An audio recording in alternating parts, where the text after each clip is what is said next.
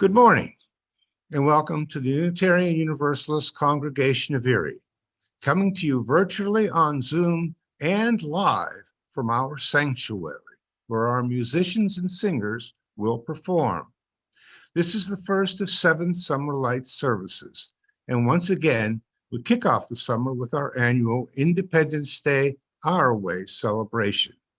After all, we are not only celebrating the birth of a nation conceived as a democracy, we are also celebrating the diversity of America while acknowledging the painful wrongs and injustices we need to resolve in order to achieve that more perfect union that our nation's framers envisioned. So let's get this show on the road. If possible, have a bell or chime of some sort and a chalice or candle ready. Now, unmute yourselves and ring out your wild bells for liberty.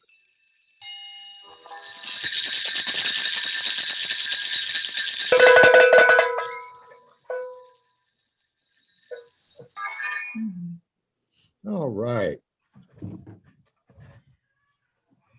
And that is calling us ourselves to our service and to celebrate the birth of a nation.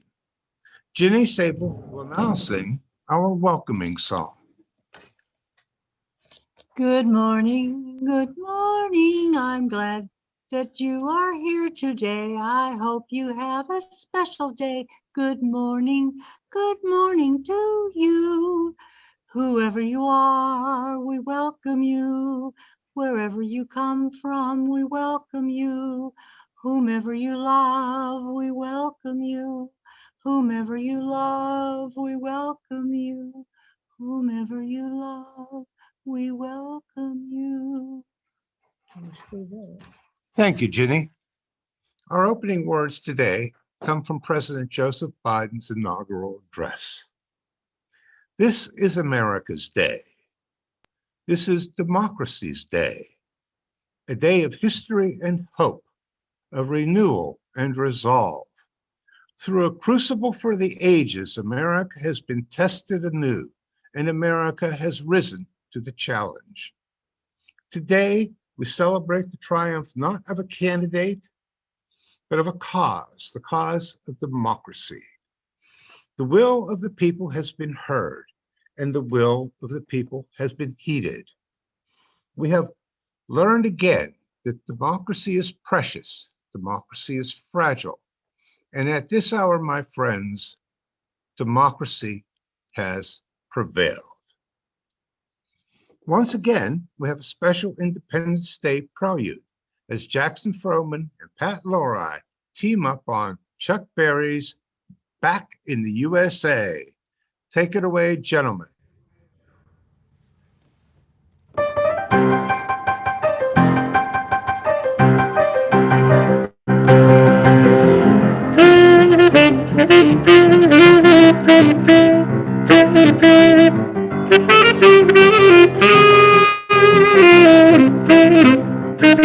Oh well, I feel so good today. Touchdown on an international runway. Check propelled back home from the USA. New York, Los Angeles, oh how I yearn for you. Detroit, Chicago, Chattanooga, Baton Rouge. Let alone just to be home in old St. Louis.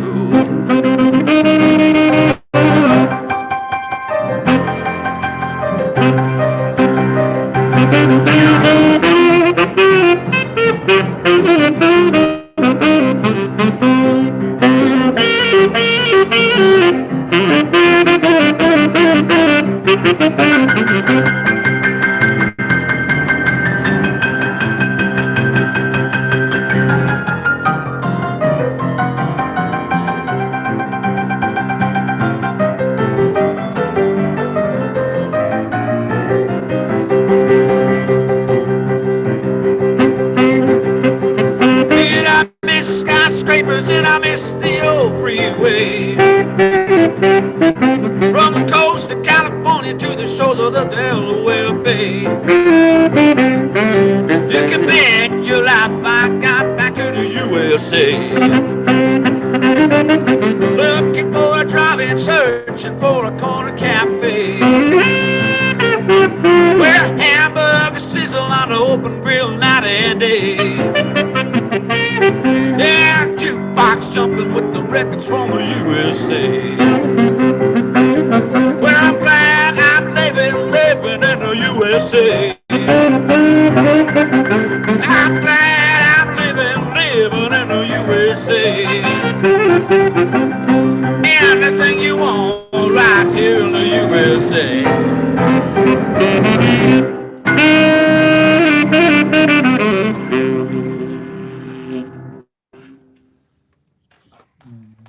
Wow. What else can I say? Fantastic, gentlemen. And now it's time for our cello sliding. Our cello sliding today is by Andrew Bakula.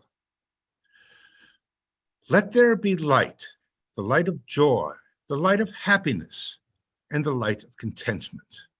May it illuminate our paths and fill our lives with peace. And let there be dark, for it is from our dark places that we are brought forward, tried and tested, and impelled toward growth. It is in these places that we realize compassion and learn to love. And there was day and there was night, and there was joy and there was sorrow, and it was good. Oh, it's duck. And now we will recite our bonds of union. Hit your mute buttons and read along as Ginny reads the Universal Bond of Union. And I will then read the 1898 Bond of Union. We are Unitarian Universalists, a people of open minds, loving hearts, welcoming hands. We care for the earth and each other. And now for our 1898 bond. We unite ourselves together for the study and practice of morality and religion, as interpreted by the growing thought and noblest lives of humanity, believing that we may thereby prove helpful one to another and promote the cause of truth, righteousness, and love in the world. The valley of death that was 2020 is now since 6 months gone, but its painful residue remains. The entire world was swept up in a once-in-a-century pandemic that, in just 1 year, killed more Americans than died in combat in all wars since World War II. More than 600,000 lives lost, and still counting. In May, the murder of George Floyd by Minneapolis police officers inflamed protests against racial injustice all over the country. Tragically, George Floyd was one of too many men and women of color killed by law enforcement officers. Yet his death reignited the Black Lives Matter movement, swelling its ranks to millions of Americans who took to the streets in cities large and small all over America to protest racial injustice. It was the largest and most consequential demand for racial justice since the civil rights movement of the 1960s. We as a nation weathered the most divisive presidential campaign since the Civil War, one that, while decisively resolved by the American electorate who turned out in record numbers, dragged on long afterward to soothe the bruised ego of one man and a frightening large number of his supporters who refused to accept defeat. Instead, they created an alternate reality out of whole cloth that the most closely watched election in modern American history was somehow fraudulent. This, as we all know, culminated on January 6th in a violent insurrection against the Capitol building itself by an angry mob determined to thwart what should have been a pro forma congressional procedure to ratify the final results of the election. That ugly riot left 7 dead and dozens of law enforcement officers injured. Since then, legislatures in 27 states have enacted or are attempting to enact the most draconian laws governing elections since the death of Jim Crow. They want voting to be a privilege and not a right guaranteed by the 13th Amendment to the United States Constitution. But in 2021, we are looking to rebuild the land.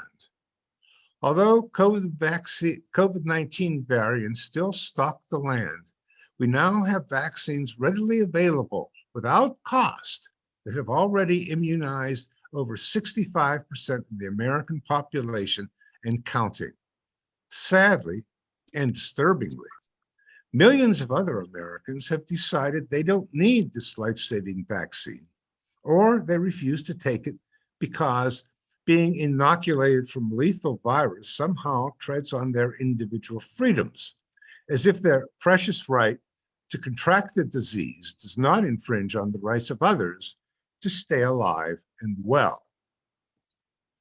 While their intransigence continues to threaten the health and safety of all Americans, enough of us excuse me, have done the right thing that we can finally take off our masks and hug our loved ones. And now we have a new president, one who does not think that COVID-19 is a hoax and who has acted aggressively to save America from its devastating medical, economic, and social consequences. Already, he and Congress have taken bold steps to right the ship of state and again chart a course that leads us to that more perfect union that is the dream of what America should be. But the road ahead is perilous and success is not guaranteed. As President Barack Obama has reminded us, democracy is not fragile, but it is reversible.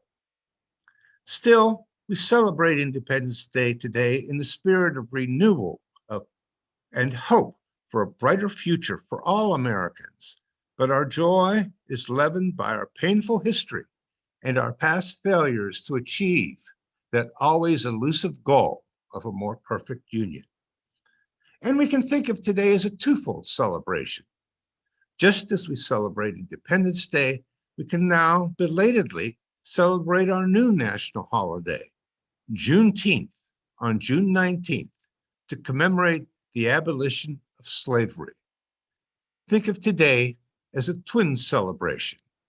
That's why I asked Jackson and Pat to get us pumped up with Chuck Berry's Back in the USA. Because we are back. And that's why I asked Jackson to play hymn 121, We'll Build a Land, because that's what we are going to do, build a land. Between verses, Ginny and Beth Ann Cope will share with us voices in verse. Ginny will read Emma Lazarus's New Colossus, a poem established at the base of the Statue of Liberty as a message of welcome and hope for the world's poor and tired masses, huddled masses yearning to be free. Beth Ann Cope will then respond, so to speak, with Claude McKay's America. McKay was a prominent African-American poet of the Harlem Renaissance. Beth will also read Myra Sclerose's Monuments, a poem that redefines the men and women who have struggled to make America the land of the free and the home of the brave.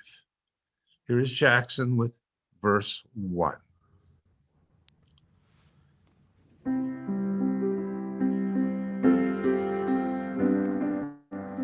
We'll build a land where we bind up the broken. We'll build a land where the captives go free, where the oil of gladness dissolves our mourning. Oh, we'll build a promised land that can be. Come, widow land, and sisters and brothers, anointed by God, may then create peace, where justice shall roll down like waters, and peace and an ever-flowing stream. Okay, Jenny? The New Colossus by Emma Lazarus. Not like the brazen giants of Greek fame, with conquering limbs astride from land to land, here in our sea-washed sunset gates shall stand a mighty woman with a torch, whose flame is the imprisoned lightning, and her name is Mother of Exiles. From her beaconed hand glows worldwide welcome. Her mild eyes command the aired bridge harbor that twin cities frame. Keep ancient lands your storied pomp, cries she with silent lips. Give me your tired, your poor, your huddled masses yearning to breathe free, the wretched refuse of your teeming shore. Send these, the homeless, tempest-tossed, to me. I lift my lamp beside the golden shore.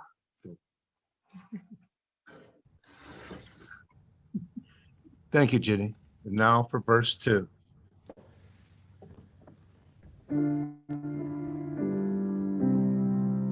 We'll build a land where we bring the good tidings to all the afflicted and all those who mourn, and we'll give them garlands instead of ashes. Oh, build a land where peace is born. Come, build a land where sisters and brothers, anointed by God, may then create peace, where justice and roll down like waters, and peace and an ever-flowing stream.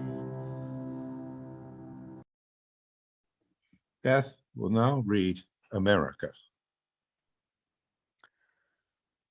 Although she feeds me bread of bitterness and sinks into my throat her tiger's tooth, stealing my breath of life, I will confess, I love this cultured hell that tests my youth. Her vigor flows like tides into my blood, giving me strength erect against her hate. Her bigness sweeps my being like a flood. Yet, as a rebel Yet, as a rebel fronts a king in state, I stand within her walls, not with a shred of terror, malice, not a word of jeer. Darkly I gaze into the days ahead, and see her might and granite wonders there, beneath the touch of time's unerring hand, like priceless treasures sinking in the sand. And now for verse 3 of We'll Build a Land.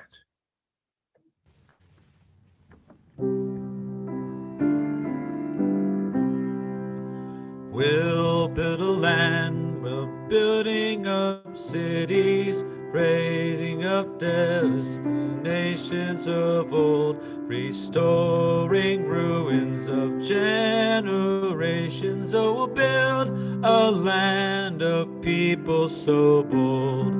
Come, build a land where sisters and brothers, anointed by God, may then create peace, where justice shall roll down like water, and peace like never flowing stream. Beth will now read Monuments. Today the moon sees fit to come between a parched earth and sun, hurrying the premature darkness. A rooster in the yard cutting off its crowing, fooled into monetary sleep. And soon the pursed showers, broken bits of the ancient universe, will pass through the skin of our atmosphere. Time and space are alive over our city. Final eclipse of the sun, last of this millennium, our city's brightness broken off. We have known other dark hours. Here, coffin that slowly passes. I give you my sprig of lilac. Lincoln's death, winding procession towards sleep. We have known slave coffles and holding pens in yards. Not half a mile from our capital, wooden palings sunk in earth to guarantee none would escape. In this freest city. Oh, if earth could talk. Earth does talk in the neatly framed yards where death thinks to lay us down to rest. Asleep the marker stones, but not the voices, jagged bits of memory, shards of poems. Sterling brown, our human possessions and all they've left us. This whole city sings their songs, say their names. In this city, they are our monuments. Frederick Douglass, our Rayford Logan, Alan Locke, Franklin Frazier, Georgia Douglas Johnson, Paul Laurence Dunbar, May Miller. Not sleep, but garlands left to us. Montague Cobb, William Hasty, yards of names, and here, the place where we unearth an immigrant father of 7. He leans down, no earthly reason for his choice, to pick up his nearest child. A yard-long rack of brooms behind him, a bin of apples. Not the sleep of cold, but autumn in Washington, 1913, or a bit later. He stands awkwardly on 4.5 Street Southwest as our street photographer, who's come by with his city chatter, ducks beneath a dark cloth. Moments of the city behind him. He leans over his black box camera in time to capture that moment when the child will play her bit part, pushing away from her father like a boat from shore. In the sleep of winter, years later, she will become my mother. What yardstick by which to measure importance? To measure earthly agency? Each of us has monuments in bone case of memory. Earthbound, I take my sack of marble and carry it down lonely city streets where our generals on horseback and a tall bearded man keep watch over all their citizens. Thank you, Beth. Thank you, Ginny.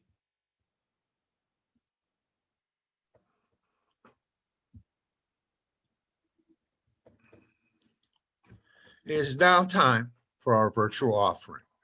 You can pay by check to the address on the screen, or you can pay online at the address on the screen. Just be sure to note that the donation is a pledge on your memo line. Carla Arnone will now sing excerpts from the abolitionist version of My Country 'Tis of Thee, accompanied by Jackson. Listen closely, they're quite different. Go ahead, Carla and Jackson. My country, 'tis of thee, stronghold of slavery, of thee I sing. Land where my fathers died, where man's rights deride, from every mountainside thy deeds shall ring. My native country, thee, where all men are born free, if white's their skin. I love thy hills and dales, thy mounts and pleasant vales, but hate thy Negro sails as foulest sin.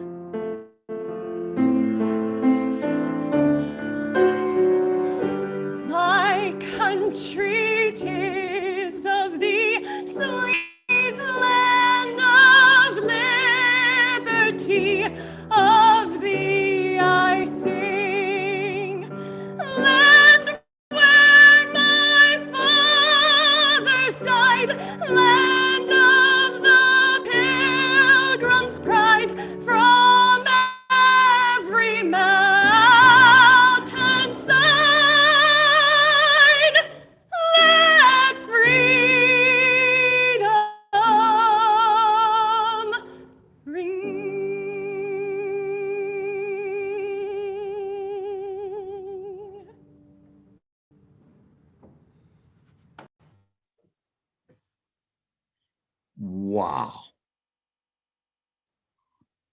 Well, what else can I say? But wow.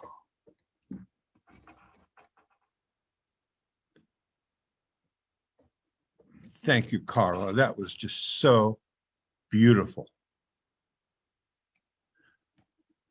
For our celebration this year, I've selected a few verses from previous services that allow us to savor the joy of this uniquely American holiday and to ponder the widening chasm between the bedrock, inalienable right to life, liberty, and the pursuit of happiness, and the harsh reality that too often falls short of those ideals. Ginny will get the ball rolling with a delightful poem from last year, 4th of July Parade by Fran Haraway.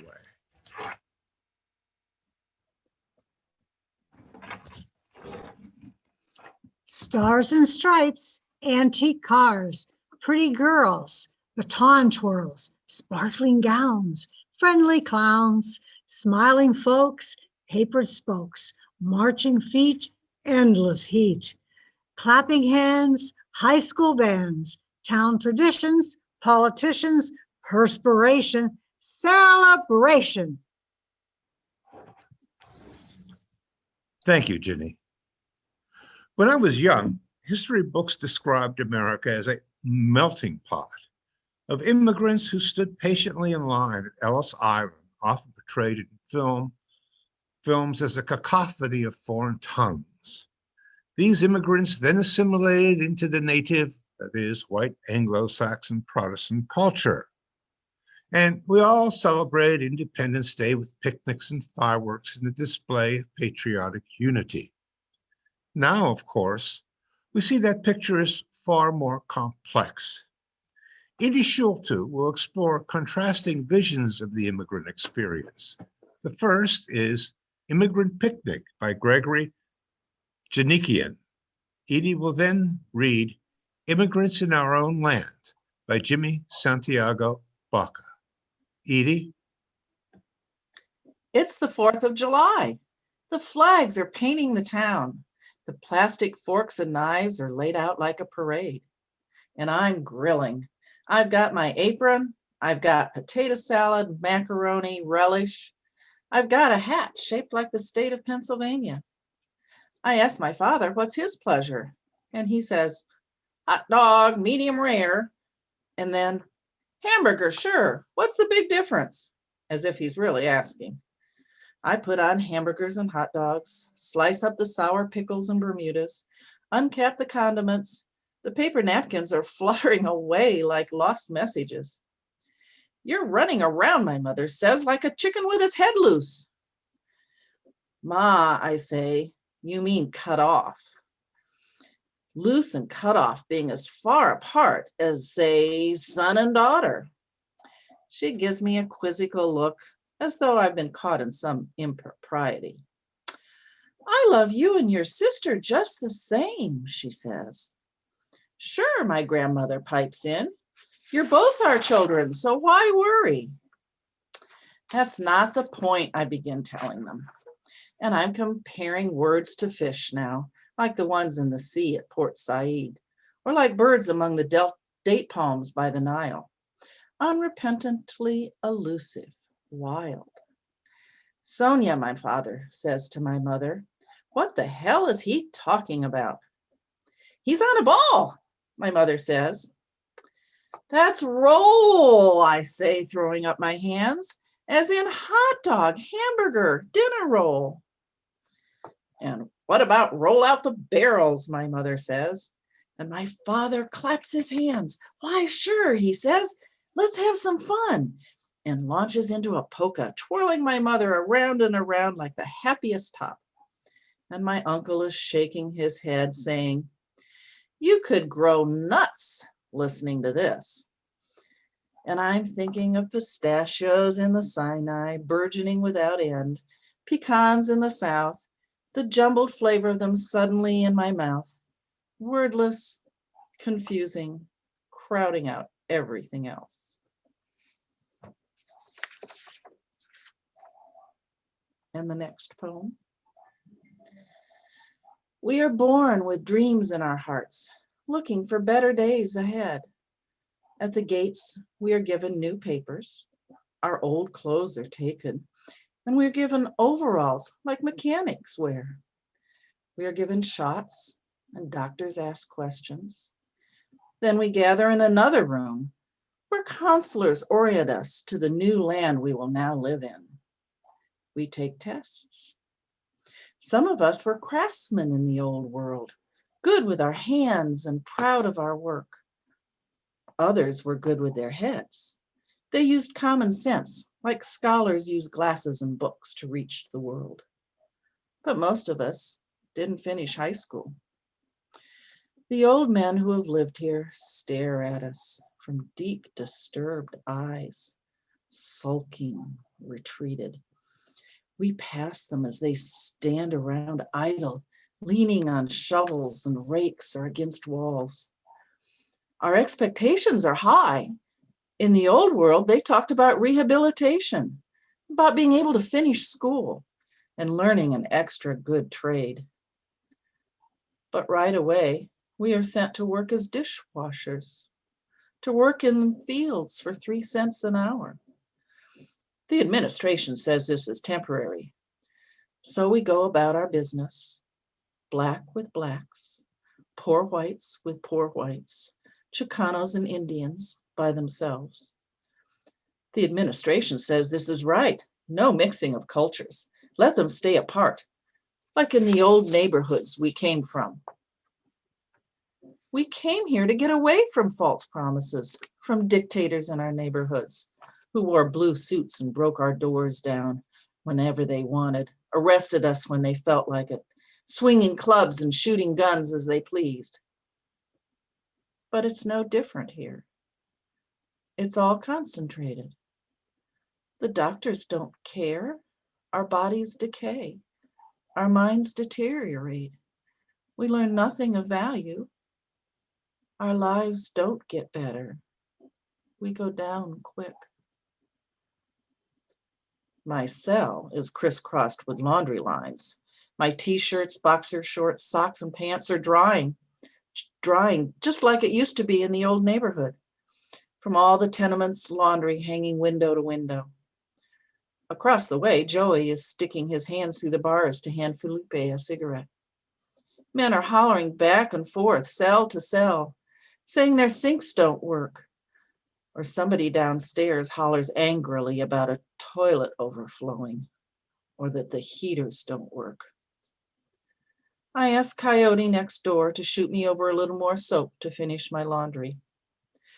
I look down and see new immigrants coming in, mattresses rolled up and on their shoulders, new haircuts and broken boots, looking around, each with a dream in their heart, thinking they'll get a chance to change their lives. But in the end, some will just sit around talking about how good the old world was. Some of the younger ones will become gangsters. Some will die, and others will go on living without a soul, a future, or a reason to live. Some will make it out of here with hate in their eyes, but so very few make it out of here as human. As they came in, they leave wondering what good they are now. As they look at their hands, so long away from their tools. As they look at themselves, so long gone from their families. So long gone from life itself. So many things have changed.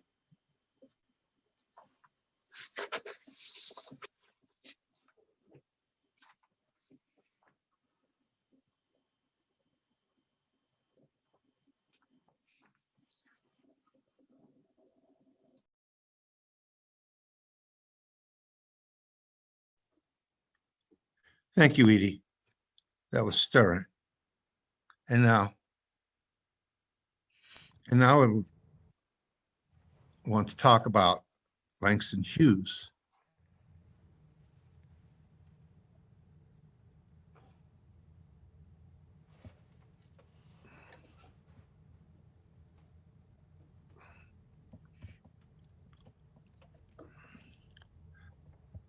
Running a little behind here. I'm sorry, folks.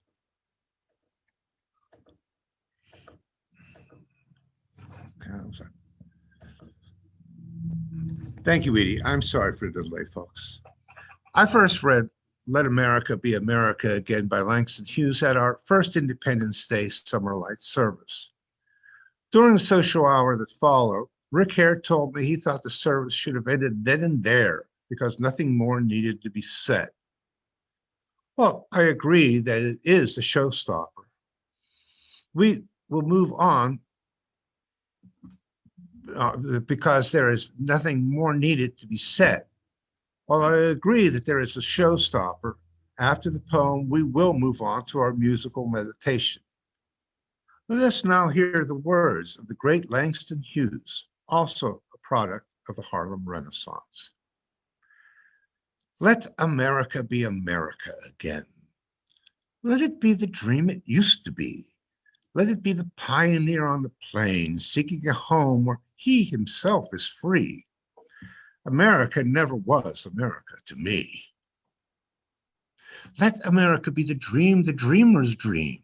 Let it be that great strong land of love where never kings connived nor tyrants scheme, that any man be crushed by one above. It never was America to me. Oh, let my land be a land where liberty is crowned with no false patriotic wreath, but opportunity is real and life is free. Equality is the air we breathe. There's never been equality for me, nor freedom in this homeland of the free. Say, who are you that mumbles in the dark? And who are you that draws your veil across the stars? I am the poor white, fooled and pushed apart. I am the Negro bearing slavery's scars. I am the red man driven from the land.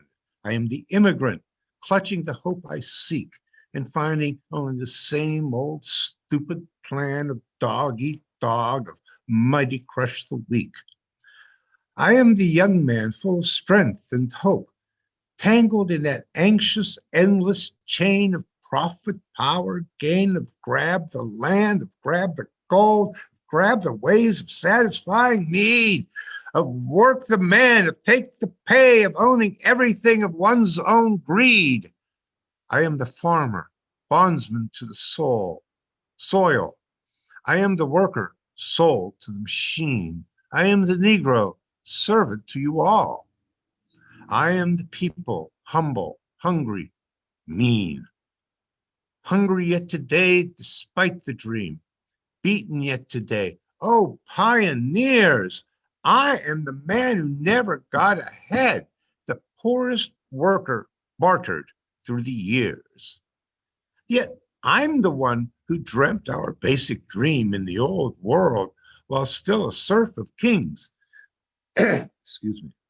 Who dreamt a dream so strong, so brave, so true, that even yet its mighty daring sings in every brick and stone, in every furrowed turn that's made America the land that it has become. Oh, I'm the man who sailed those early seas in search of what I meant to be my home. I'm the one who left dark Ireland's shore and Poland's plain and England's grassy lee, and torn from black Africa's strand I came to build a homeland of the free. The free? Who said the free? Not me, surely not me. The millions on relief today? The millions shot down when we strike? The millions who have nothing for our pay? For all the dreams we've dreamed and all the songs we've sung and all the hopes we've held and all the flags we've hung? The millions who have nothing for our pay except a dream that's almost dead today. Oh, let America be America again, the land that never has been yet and yet must be, the land where every man is free, the land that's mine, the poor man's, the Indians, Negroes, me, who made America, whose sweat and blood, whose faith and pain, whose hand at the foundry, whose plow in the rain must bring back our mighty dream again. Sure, call me in any ugly name you choose. The still of freedom does not stain from those who live like leeches on the people's lives. We must take back our land again, America. Oh, yes, I say it plain. America never was America to me, and yet I swear this oath. America will be. Out of the rack and ruin of our gangster death, the rape and rot of graft and stealth and the lies, we, the people, must redeem the land, the mines, the plants, the rivers, the mountains, and the endless plain. All the stretch of these great green states, and make America, America again.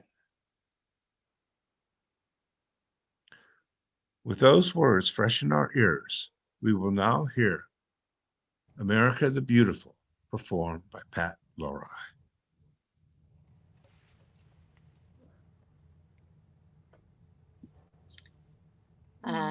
Yes, and before Pat starts in, this is our time for joys and concerns.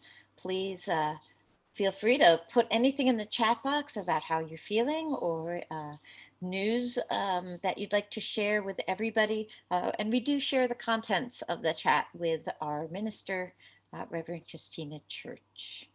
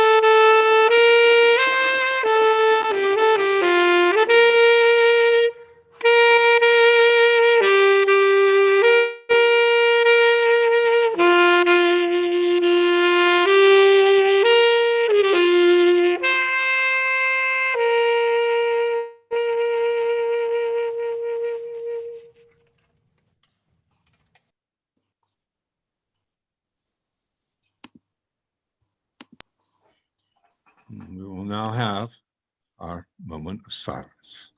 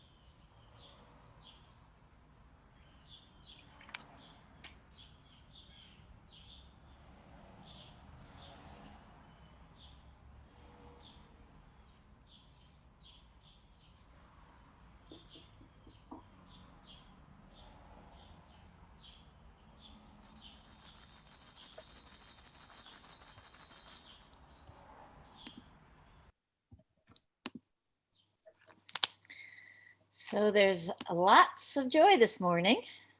There's plenty of gratitude for this wonderful service that we have, all of the many hands that went up to put into it, and that it was, and the inspiration it brings to people. And there's also joy. One member is getting a new job she's excited about, and a wedding celebration of the daughter of one of our members, and a real estate purchase of another children of our members. And for those of us who have been in the congregation, we remember some of these kids who are getting married and buying land. We remember them as kids, so it is a delight to hear that wonderful news. We also understand that there's probably lots of concerns that were not spoken this morning, and we hold all of those in our hearts as well.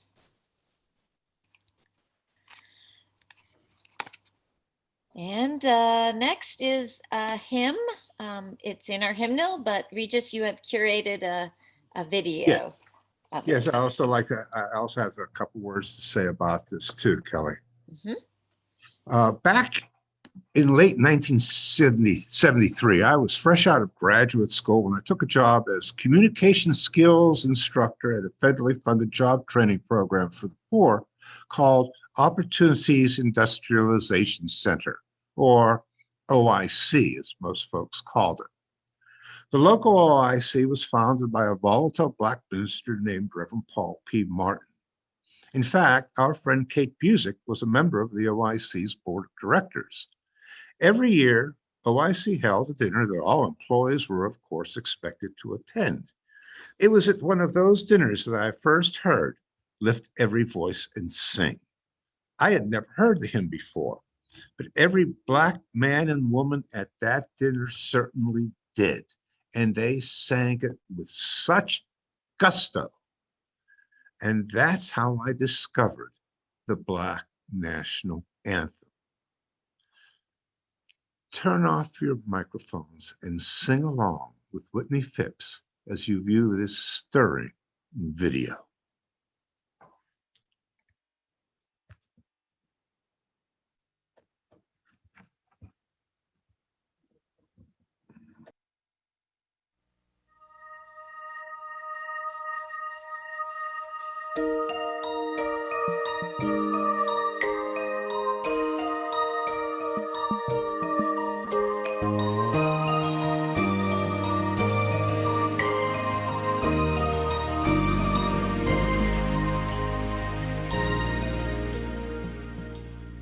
Lift every voice and sing till earth and heaven ring, ring with the harmonies of liberty. Let our rejoicing rise high as the listening skies. Let it resound loud as the rolling sea. Sing a song full of the faith that the dark past has taught us. Sing a song full of the hope that the present has brought us. Facing the rising sun of a new day begun, let us march on till victory is won.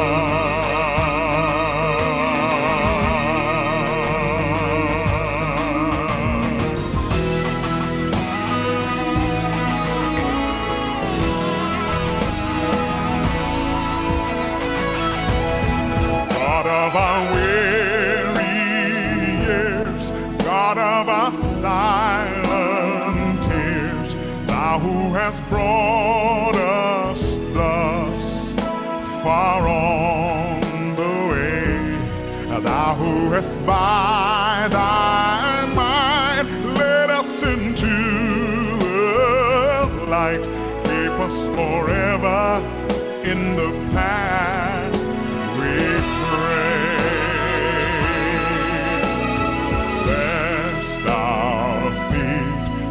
from the places, our God, where we met thee, lest our hearts, drunk with the wine of the world, we forget thee, shadowed beneath thy hand, may we forever stand true to our God, true to our native land, and let us march on to victory, march on to victory, march on till victory is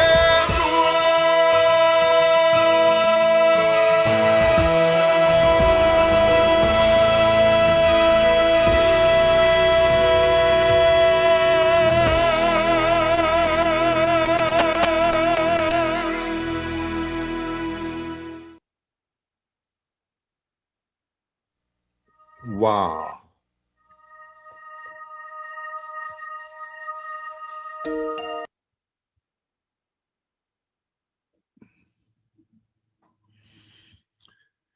That was something, wasn't it? Traditionally, I have concluded our Independence Day celebration by reading from Thomas Paine's Call to Arms during the American Revolution, The Crisis. But Unitarian Universalists lost one of our own, and America lost a great poet this past February with the death of Lawrence Ferlinghetti at the age of 101. In his honor, I am going to read a first poem I first read last year. It's called I Am Waiting.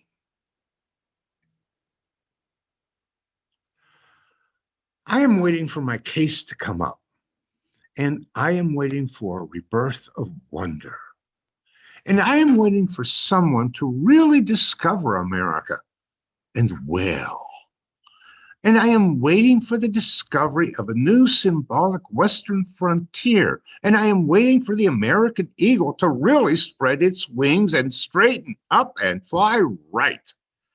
And I am waiting for the age of anxiety to drop dead. And I'm waiting for the war to be fought, which will make the world safe for anarchy.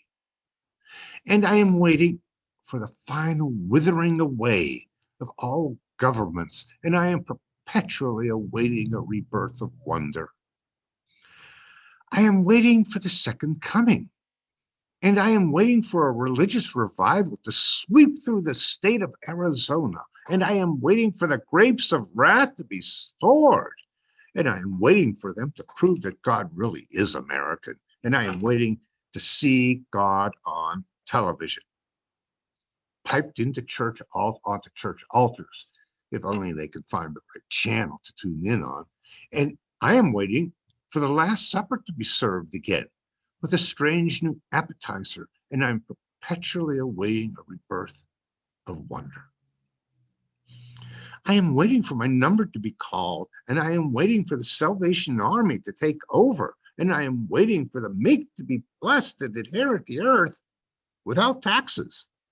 And I am waiting for forests and animals to reclaim the earth as theirs. And I am waiting for a way to be devised to destroy all nationalisms without killing anybody. And I am waiting for linnets and planets to fall like rain. And I am waiting for lovers and weepers to lie down together in a new rebirth of wonder. I am waiting for the great divide to be crossed, and I'm anxiously waiting for the secret of eternal life to be discovered by an obscure general practitioner. And I am waiting for the storms of life to be over. And I am waiting to set sail for happiness. And I am waiting for a reconstructed Mayflower to reach America with its picture story and TV rights sold in advance to the natives. And I am waiting for the lost music to sound again in the lost continent in a new rebirth of wonder. I am waiting for the day that maketh all things clear, and I am awaiting retribution for what America did to Tom Sawyer. And I am waiting for Alice in Wonderland to retransmit to me her total dream of innocence. And I am waiting for child Roland to come to the final darkest tower. And I am waiting for Aphrodite to grow live arms at a final disarmament conference in a new rebirth of wonder. I am waiting to get some intimations of immortality by recollecting my early childhood. And I am waiting for the green mornings to come again. Youth's dumb green fields come back again. And I am waiting for some strains of unpremeditated art to shake my typewriter. And I am waiting to write the great indelible poem. And I am waiting for the last long, careless rapture. And I am perpetually waiting for the fleeing lovers on the Grecian urn to catch up with each other at last and embrace. And I am awaiting perpetually and forever a renaissance of wonder.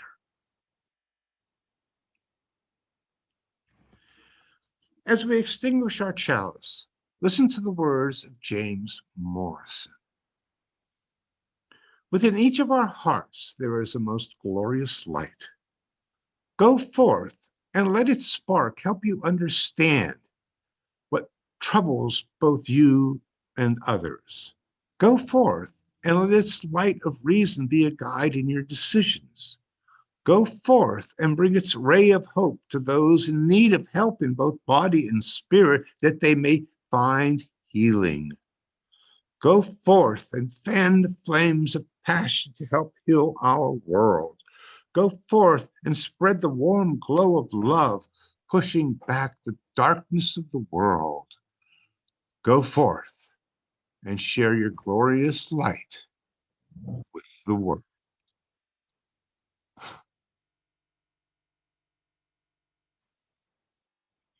Following tradition, Jackson and friends will play Willie Guthrie's This Land Is Your Land, my nominee for the national anthem over the bellicose Star-Spangled Banner that was written by a slave owner. And even though you are at home, you can still join in along singing the chorus. Turn off your Zoom microphones and join Jackson and the gang when they sing the familiar chorus. Here are the lyrics. Enjoy. During the postlude, use the chat box to list any announcements you may have. Jackson?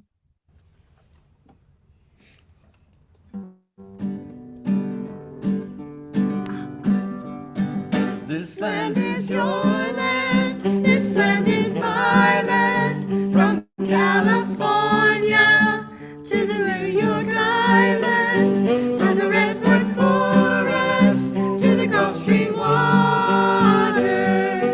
This land was made for you and me. As I went walking that ribbon of highway, I saw above me that endless skyway. I saw below me that golden valley.